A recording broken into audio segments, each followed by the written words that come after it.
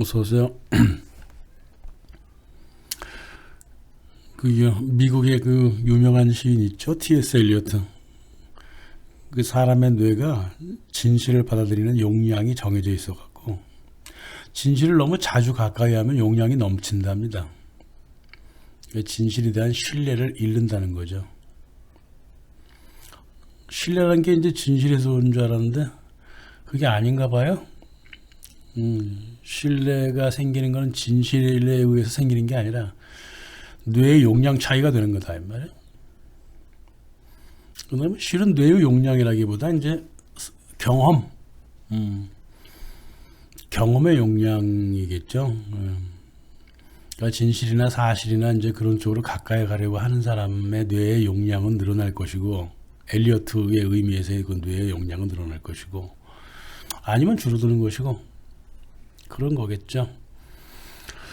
그래서 그 영상도 자주는 아니고 일주일에 하나 정도는 어떨까 싶어요. 그거 한 20분 정도로 줄여갖고 그리 생각하고 있습니다.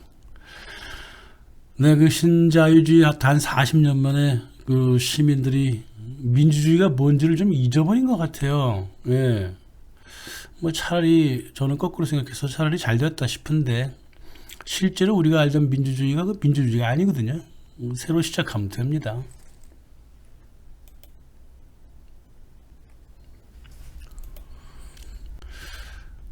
그 미국의 그 독립선언문이라든가 연방헌법 어디에도 민주주의라고 하는 단어는 없었어요. 실제로 미국의 그 파운딩 파더스, 건국자들 중엔 민주주의 싫어하는 사람들도 상당히 많았어요. 알렉산더 해밀턴 같은 사람은 이제 민주주의라는 단어 자체도 싫어했잖아요. 유럽으로 건너가면 이제 프랑스 인권선언문이라든가 헌법 어디에도 민주주의라고 하는 단어는 없어요. 그렇다고 해서 처음부터 민주주의가 없었느냐? 그건 아니죠. 그 내용을 보면 상당히 민주주의적이잖아요. 왜 민주주의라는 단어를 쓰지 않았을까? 당대 사람들이 이끌고자 했던 정치 체제가 명확하게 정해져 있지 않았기 때문에 한편 그랬겠죠.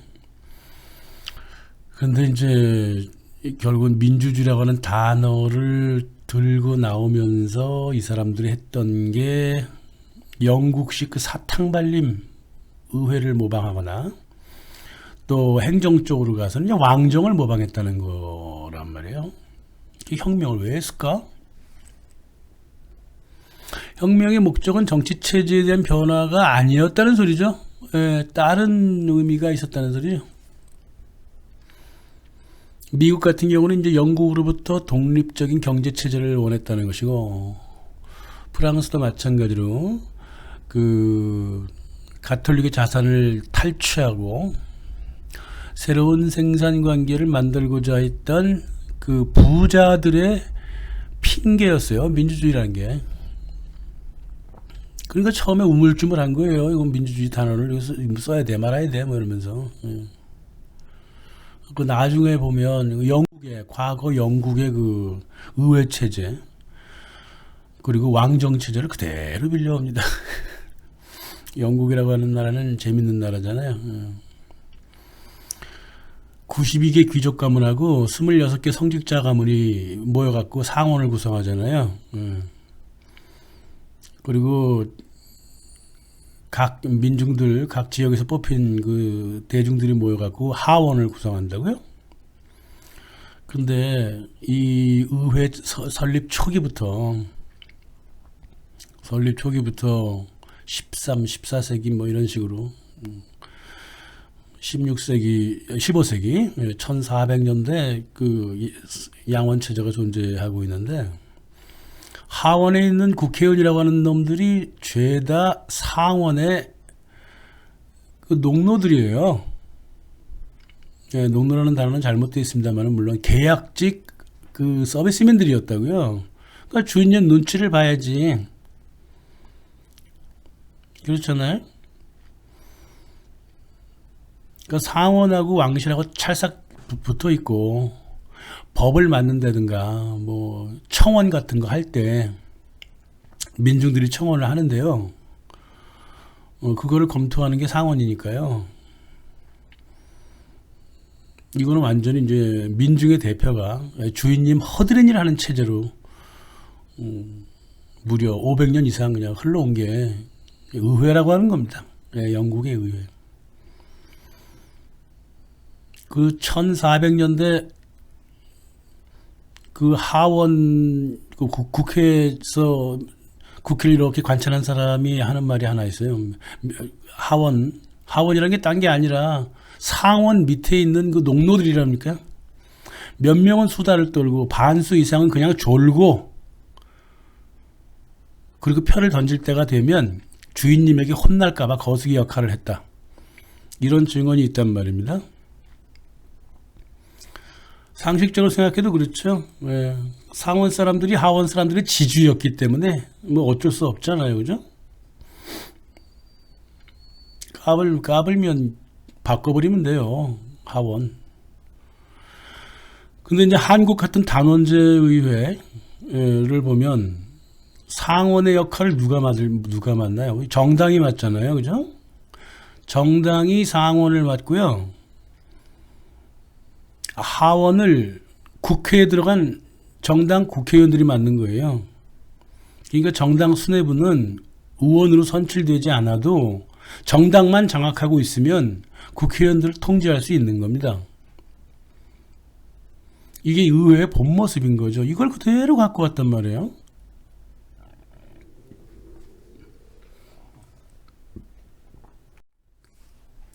그래서 이게 뭐 제레미 벤담이 얘기했듯이 중앙정부를 세운다는 것은 아는 게 없어서 세우는 거다. 정부가 무엇인지 몰라서 세운 것이다. 정부라고 하는 것은 의회를 포함해서 한쪽의 권리를 짓밟는다. 그러면서 제레미 벤담이 살다 이런 미친 짓은 처음 본다 그랬죠.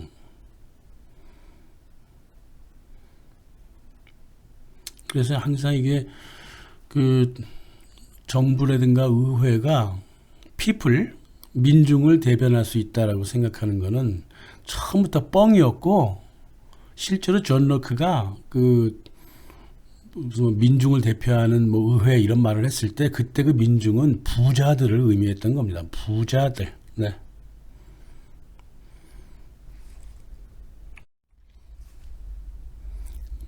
그 미국 대통령제 보세요. 대통령 선거 위키페디아나 아무데나 들어가 보시면 돼요. 온통 눈속임이잖아요. 선거구 조정하고 조작하고. 1789년 조지 워싱턴이 대통령 되기 시작하면서부터 이제 대통령 투표가 벌어지는데, 조지 워싱턴 자체가 자기네 그룹 사람 프리메이슨 대표였잖아요. 그래서 국민 의사를 선거 인도안으로 털어내고, 또 승자 독식 체제로 털어내는 반민주 체제가 바로 미국의 대통령제예요. 민중들에게 절대 선택의 여지를 주지 않습니다.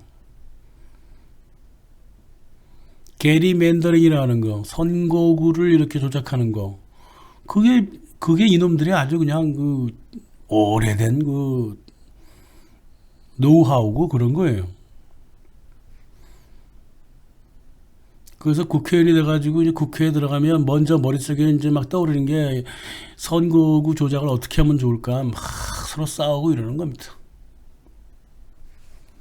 자, 이 민주주의 두 체제, 하나는 의회 중심주의, 하나는 대통령 중심주의, 두 개 모두 민주주의와 우리가 생각하는 이상적인 민주주의와 아무런 관계가 없는 협잡의 체제라는 사실, 그 사실을 알고 어차피 민주주의 사라졌으니까 이제 새로운 진짜 우리들의 민주주의라고 할까, 민중이 직접 운영하는 민주주의를 한번 생각해 볼 때가 됐다는 판단하에 말씀을 드리는 겁니다.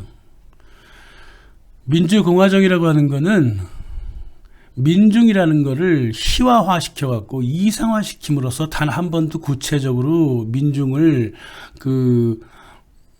규정한 적이 없다. 알베르 소브리라고 하는 그 프랑스 혁명 전문가가 항상 얘기했던 내용처럼, 민중이 뭐야? 인민이 뭐냐고. 저 플라토닉한 개념이에요. 구체적으로 인민에게 권력을 주어본 적이 한 번도 없고 줄 생각도 없는 것들이 그걸 이상화시킨 거잖아요. 인권을 이상화시킨 거랑 똑같은 거죠. 그래서 민주공화국의 실체를 딱 들어가 보면 오토 폰 비스마르크가 했던 말이 이제 그 진실이 있어요. 비스마르크가 누굽니까? 끝없이 침범당해요. 그 독일 39개 공동체를 한데 뭉쳐서 일을 만들어낸 외교의 천재죠. 그리고 끝없이 그 공격당한 그 독일 공동체들의 그 아픔도 알고 있었고요. 22년간 수상을 했었고요. 6개 언어에 능통하고요. 유럽 전역에 이 사람의 외교 네트워크가 펼쳐 있었고 대단한 사람입니다. 이 사람이 봤을 때 민주공화국이란 유럽 전체 100여 개 군소 체제를 이렇게 쭉 살펴봤을 때 민주공화국이라는 것은 이 거지 같은 체제, 이런 거지 같은 체제가 어떻게 건달의 체제라 그랬거든. 민주공화국을 건달의 체제. 인민의 이름을 걸고 자기들끼리 속닥거리는 건달들의 체제라고 얘기했습니다. 그래서 영국식의 체크 앤 밸런스, 서로 견제하겠다는 거. 만인과 만인과의 투쟁이라고 하는 거. 이것을 체제의 기본으로 삼았으니 매일 싸우지. 라는 게 비스마르크의 첫 번째 민주공화국이라고 하는 것에 대한 정의예요. 응? 단결해도 지금 어려울 시절에 서로 분열을 하니까 이 새끼들 잡아먹기 딱 좋단 말이야. 그래서 주변에 공화국을 하라고 계속 그래요. 독일 제국이 더 펼쳐나간다면, 유럽 지역에서 독일 제국이 힘을 더 쓴다면 주변이 다 공화국 체제가 돼야 된다. 이렇단 말이에요. 두 번째 정의는 뭐냐면 사람들을 서로 분열시키는 체제이기 때문에 이리저리 붙은 간신배들이 승리하고 숭배받고 정권을 잡게 돼 있는 건달패의 그 체제다. 세 번째는 뭐냐면 상호 신뢰가 아니라 견제뿐만 아니라 충돌을 계속 일으키기 때문에 스스로 자멸하는 체제다. 네 번째는 뭐냐면 인생의 목적이라는 게 민주공화국 치하에 사는 사람들의 인생의 목적이라고 하는 게 서로 견제하고 경쟁해서 남을 짓밟으려고 하는 데 있기 때문에 애국심이 있을 리가 없다. 자기 국민이 서로 경쟁하고 견제하고 짓밟는데 애국심이 있을 리 없지 않느냐. 다섯 번째는 뭐냐면 이 민주공화국이라고 하는 것은 시간이 흘러가면 흘러갈수록 자비가 사라지고 싹쓸이 체제를 이루고 그래서 얼마 안 가서 압제로 가게 되어 있다. 그래서 마지막 결론이 뭐냐면 민주공화국은 제국주의가 지배하기 참 좋은 체제다. 이거는 오랜 관찰을 통한 결론이죠. 영국하고 프랑스가 아프리카 식민 국가를 해방시켜주면서 끝없이 강조한 체제가 민주공화국 체제입니다. 민주주의 해야만이 우리가 너희들 도와준다. 이런 개소리를 하면서. 그러니까 단결하지 말라 그런 거예요. 너네들 분열해야지 계속 우리가 옛날 식민했던 것처럼 식민을 한다. 이런 뜻이죠. 미국이 어째서 전 세계에 우드로 윌슨 이후로 그렇게 민주주의를 강조했는지 알아요? 민주공화국을 분열시켜갖고 해먹고 싶은 거지. 이게 바로 비스마르크의 오랜 지혜예요.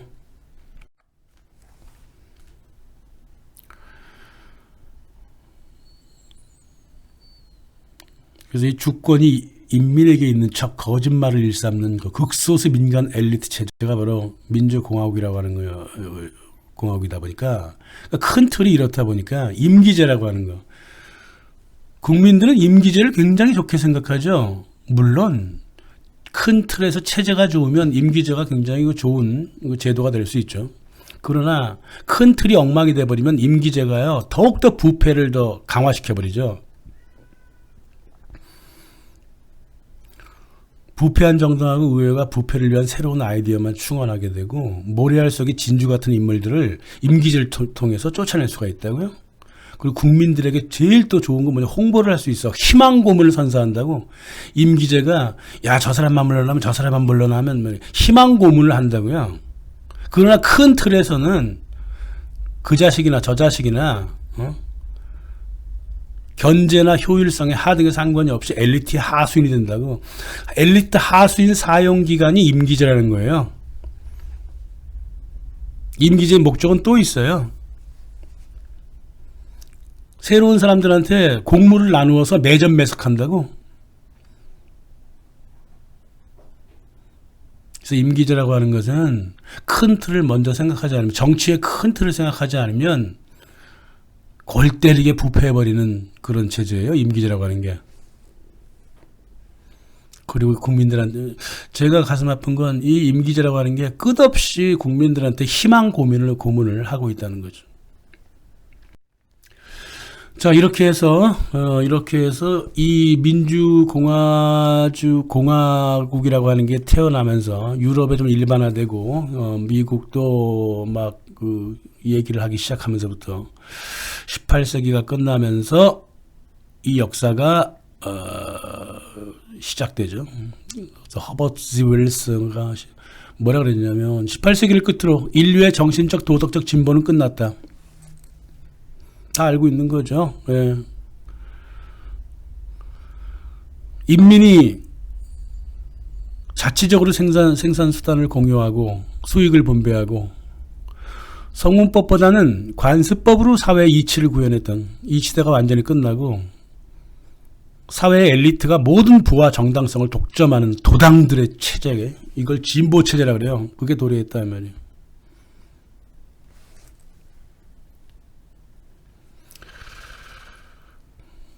그래서 H.G. 웰스 같은 사람은요, 이 사람이 원래가 소설가예요. 근데 자기가 이 시대를 18세기와 19세기를 쭉 바라보면서 공부하면서 느낀 점은 인민을 버리겠다. 인민을 버려버리겠다. 엘리트한테 갖다 붙겠다. 그렇게 결정한 거예요. 예. 왜? 민중이 병신 같았거든. 이런 사람 말이지, 저기 말이에요. 아주 윗대가리 엘리트들 악한 사람 많지만 그 중간 단계에서 그들의 하수인이 된 사람들 중에 웬만한 사람들이요, 사회주의적이고 진보적이고 인민주의적인 사람들이 많았어요. H.G. 웰스도 그런 사람이었어요. 그러나 자기가 좋아했던 인민을 오랫동안 지켜봤더니 하는 짓마다 병신짓을 하고 그토록 권력을 이어받기 싫어하는 거야. 그런 사람이 한둘인 줄 아세요? 게르그룹 같이 알도스 헉슬리, 월터 리프만, 버나드 베이너스, 또 지그문드 프로이드, 이 글로벌리스트의 그 하수인이 된 놈들의 그 자세가 그런 거예요. 응? 인민한테는 권력을 주면 절대 안 되겠구나. 이들은 그냥 노예가 되기를 바라는구나. 젊었을 때 내 생각이 틀렸다. 이런 거죠. 예. 그 한국에도 그런 사람 많을걸? 저 대표적으로 저 김문수 같은 사람 그런 사람이잖아요. 응? 이 문제를 토론할 공간부터 확보하는 게 이제 최선인데, 그 공론의 장, 서로 대화할 장을 무너뜨린, 뭐 중도 좌파라든가 뭐 사회당, 공산당, 노당당 이 병신 같은 근시한 정책으로 이 서구 인민들은 이런 문제를 토론할 공론의 장도 스스로 깨버렸어요. 그래도 어떡하겠어요. 뭐 모두가 다 공부 좀 했다 하는 사람은 모두 다 H.G. 웰스나 이런 사람처럼 인민을 대중으로 규정하고 등을 딱 돌려갖고 시대의 엘리트한테 딱 달라붙어야 되겠어? 그러고 싶은 사람 많을 겁니다. 가만히 지켜봤더니 아유 대중은 그냥 죽는 게 낫겠구나. 노예처럼 일이나 하는 게 낫겠구나. 실제적으로 한국이든 일본이든 영웅이라든가 이거 되게 좋아해요. 영웅 좋아하고 지도자를 숭배하고 이거 한국 사람들이 굉장히 그런 거예요. 노예라기보다는 오랫동안 그렇게 살아왔어요. 희망 고문도 많이 당해왔고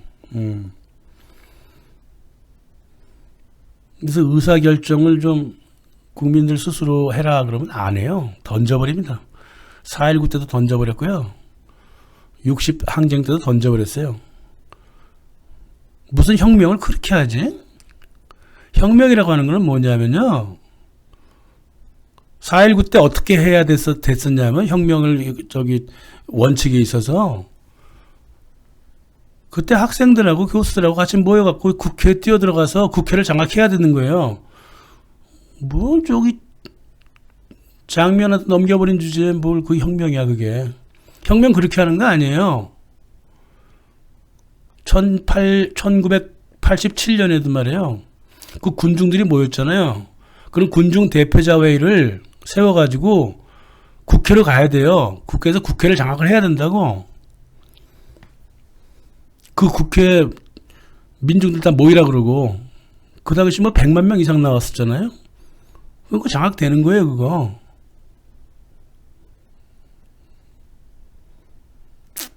그때는 탱크를 끌고 올 대통령도 있었겠지만 그렇게 전투가 벌어지도록 가만 놔두는 국제관계는 없어요. 결국은 그런 식으로 혁명은 성공하는 겁니다. 근데 넘겨줘 버려 그냥. 그 거지 같은 정치인들한테 그냥 권력을 다 넘겨줘 버립니다. 그래서 이렇게 큰 세계적인 측면에서 봤을 때 한국 국민의 그 저항의식은요, 진짜 바보스러운 저항의식이에요, 그게. 자기가 주인이 되기 싫어하는. 근데 화는 내고 싶은. 그런 사람들 이용해 먹기 얼마나 좋아요. 그게 이제,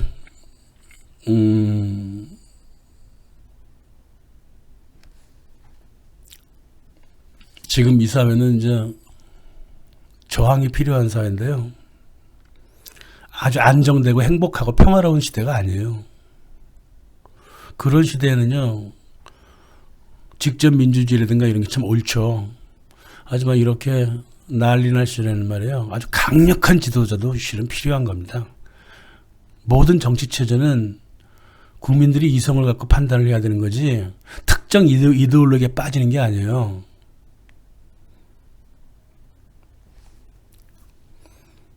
그래서 지금의 의사결정 모델은 지도자 중심 모델이 될 수밖에 실은 없거든요. 그렇게 될 수밖에 없어요. 그런데 지도자라고 하는 것이 저쪽에 착 달라붙었기 때문에 참 사회와 그냥 등을 지고 싶은 것뿐이죠. 언젠가 의사결정 모델, 다시 말해서 민주주의가 더 효율적이냐 아니면 한 사람 지도자가 이끌어가는 게 더 효율적이냐, 어떻게 의사결정 모델을 만들어야 민주주의가 제대로 흘러갈 것이냐, 이제 그런 얘기를 좀 한번 해볼게요. 오늘은 그냥 여기까지 말씀드리겠습니다. 감사합니다.